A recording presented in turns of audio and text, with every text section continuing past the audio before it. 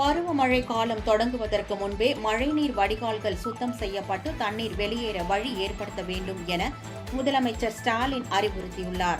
தலைமைச் செயலகத்தில் இன்று முதலமைச்சர் ஸ்டாலின் நகராட்சி நிர்வாகம் மற்றும் குடிநீர் வழங்கல் துறை சார்பில் தமிழ்நாட்டில் உள்ள 25 மாநகராட்சிகள் 144 நகராட்சிகளில் மேற்கொள்ளப்பட்டு வரும் அடிப்படை பணிகள் குறித்த ஆய்வுக் கூட்டம் நடைபெற்றது.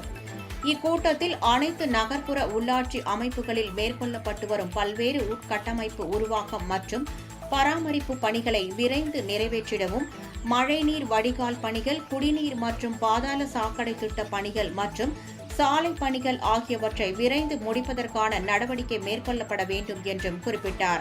நகர்ப்புற உள்ளாட்சிகளில் திடக்கழிவு மேலாண்மை, குடிநீர் விநியோகம், துப்புரவு பணி மற்றும் தெருவிளக்குகள் பராமரிப்பு பணிகளை திறம்பட மேற்கொள்ள வேண்டும் என்றும், சட்டமன்ற அறிவிப்புகளில் வெளியிடப்பட்டுள்ள பணிகளை விரைந்து முடித்திட வேண்டும் என்றும் அறிவுறுத்தினார்.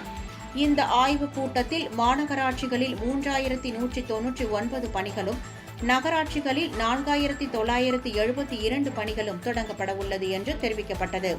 அப்போது முதலமைச்சர் இப்பணிகள் அனைத்தையும் விரைவில் தொடங்கி வடகிழக்கு பருவமழை காலத்திற்கு முன்பே முடிக்க வேண்டும் என்று கேட்டுக் கொண்டார். இக்கூட்டத்தில் துணை முதலமைச்சர் உதயநிதி ஸ்டாலின், நகராட்சி நிர்வாகத்துறை அமைச்சர் KN நேரு, தலைமைச் செயலாளர் நா. முருகானந்தம், நிதித்துறை முதன்மை செயலாளர் த. உதயச்சந்திரன், நகராட்சி நிர்வாகம் மற்றும் குடிநீர் வழங்கல் துறை முதன்மை செயலாளர் முனைவர் தா. கார்த்திகேயன் உள்ளிட்ட பலர் கலந்து கொண்டனர்.